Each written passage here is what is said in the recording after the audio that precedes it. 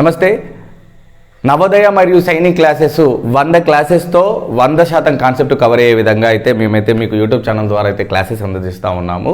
So ఈరోజు వచ్చేసి నవోదయలో చాలా ఇంపార్టెంట్ అండ్ డైరెక్ట్ ఆన్సర్. ఈ క్లాసెస్ కనుక పూర్తిగా విన్నట్లయితే కనుక మీరు డైరెక్ట్ ఆన్సర్ చేయొచ్చు, మీ పిల్లలతో చెప్పేయచ్చు. వెరీ ఈజీ వేలో అయితే ఈరోజు మిర్రర్ ఇమేజ్ అనే కాన్సెప్ట్ తీసుకోవడం జరుగుతుంది. సో ప్రాక్టికల్గా చూసినట్లయితే ఎప్పుడైనా కానీ మిర్రర్ ఇమేజ్ వచ్చేసి సో యాజ్ ఇట్ ఈజ్ మనం అద్దం ముందు నిలబడితే కనుక సో మన ఫిగర్ని యాజ్ ఇట్ ఈజ్ దింపుతుంది. కాకపోతే సో లెఫ్ట్ ఉన్నది రైట్ కనబడుతుంది, రైట్ ఉన్నది లెఫ్ట్ కనబడుతుంది. సో ఇక్కడ మిర్రర్ చూసుకున్నట్లయితే ఇక్కడ చూడండి, మిర్రర్ ఇమేజ్లో నేను రైట్ సైడ్ వచ్చేసి రెడ్ కలర్ రిబ్బన్ అయితే అటాచ్ చేసిన ఏది మార్కర్కి. సో ఇదే మిర్రర్లో చూసుకున్నట్టయితే ఇది మనకు లెఫ్ట్లా అవుపడతా ఉంది. సో ఇక్కడ అదే అద్దం కాన్సెప్ట్ కింద ముందుకు పోతే కనుక మీరు ఒక పెద్ద మిర్రర్ మీద ముందాల నించొని సో రైట్ సైడ్ తోటి భోజనం చేసినట్టు యాక్ట్ చేస్తే మీకు లెఫ్ట్ సైడ్ నుంచి తిన్నట్టు అవుపడతా ఉంది. లేదంటే ఇట్లా లెఫ్ట్ సైడ్కు ఉన్న వాచ్ని చూడండి, సో మీకు రైట్ సైడ్ ఉన్నట్టు కనిపిస్తుంది. సో లెఫ్ట్ రైట్ అవుతుంది, రైట్ లెఫ్ట్ అవుతుంది.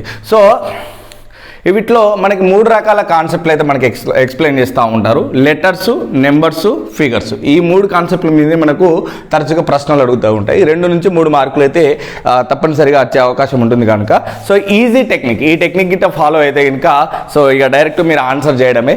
సో చూడండి, సో ఇక్కడ మిర్రర్ ఇమేజ్ బి అనేది లెఫ్ట్ సైడ్ ఈ విధంగా ఉంటుంది, సి అనేది ఈ విధంగా ఉంటుంది, డి అనేది ఈ విధంగా ఉంటుంది, ఈ అనేది ఈ విధంగా ఉంటుంది. సో ఏదైతే ఎగ్జామ్ రాస్తున్నటువంటి పిల్లలు మీకు కనుక లెటర్స్లో కనుక మీకు క్వశ్చన్ వస్తే కనుక జస్ట్ థిక్ పెన్ను తోటి ఒక కార్నర్కు పేపర్ కార్నర్కు రాసి జస్ట్ ఫోల్డ్ చేయండి. సో ఫోల్డ్ చేసినట్లయితే ఇక్కడ మీకు యాజ్ ఇట్ ఈజ్ సో ఏదైతే రివర్స్లో చూస్తే ఏ విధంగా ఉంటుందో అదే ఆన్సర్. సో ఇక్కడ చూడండి, సో బి కనుక మిర్రర్లో చూసినట్టయితే బి ఈ విధంగా ఉంటుంది. సో అక్కడ క్వశ్చన్లో క్యాట్ సో ఇమేజ్ అని అడుగుతాడు, సో ఇమేజ్ ఫిగర్ అని అడుగుతాడు. ఇక్కడ చూడండి, సో ఇక్కడ సి చూడండి, సి ఏ విధంగా వస్తుంది, ఏ ఆల్మోస్ట్ సేమ్ వస్తుంది. సో టీ కూడా టీ రాయలేదు, ఇక్కడ రాస్తున్నా చూడండి టీ. సో టీ అనేది కూడా యాజ్ టీజ్ ఉంటుంది. సో క్యాట్ అనే ఫిగరు, సో క్యాట్ అనే టెక్స్ట్ను మనం ఇమోజీలో చూసినట్లయితే సో ఈ విధంగా ఉంటుంది. ఓకే, ఆన్సర్ వచ్చేసి ఈ విధంగా ఉంటుంది.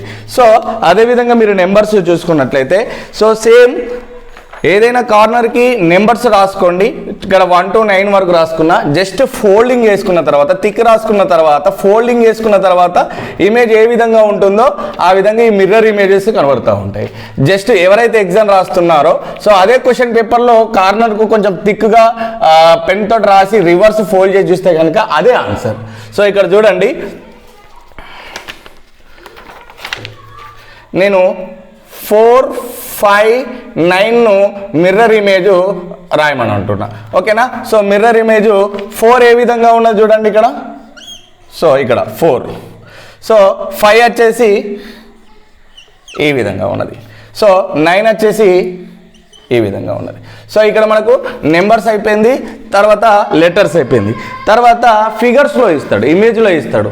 సో ఇక్కడ చూడండి, ఆరో మార్కు పైకి ఆరో మార్క్ ఉంది. కొన్ని వాటర్ ఇమేజ్ కూడా సేమ్ ఉంటుంది. వాటర్ ఇమేజ్ వచ్చినప్పుడు ఆ కాన్సెప్ట్ నేను ఎక్స్ప్లెయిన్ చేస్తాను. సో వాటర్ ఇమేజ్కు రిలేటెడ్గానే ఉంటుంది ఆల్మోస్ట్. సో ఇక్కడ మిర్రర్ ఇమేజ్ చూడండి, ఆరో మార్కు లెఫ్ట్కు, రైట్కు, టాప్కు, బాటమ్కు ఉన్నది. అట్ ద సేమ్ టైం ఒక సర్కిల్ని హాఫ్ సర్కిల్ రైట్ సైడ్లో మరియు లెఫ్ట్ సైడ్లో ఫిల్ చేసిన. ఓకే, ఈ విధంగా అయితే మనకు అవపడుతూ ఉంటుంది. ఓకే, ఇప్పుడు ఇది question number 1. Question number 2. Question number 3లో ఆరో మార్కు ప్లస్ ఒక సర్కిల్కి ఇచ్చేసి రైట్ సైడ్లో ఫిల్అప్ చేసిన. దీన్ని మిర్రర్ ఇమేజ్లో చూడాలి అని అంటే జస్ట్ సేమ్ కాన్సెప్ట్ తిరగపోతే సో ఆరో మార్కు మనకు ఏ విధంగా వస్తుంది లెఫ్ట్ సైడు. సో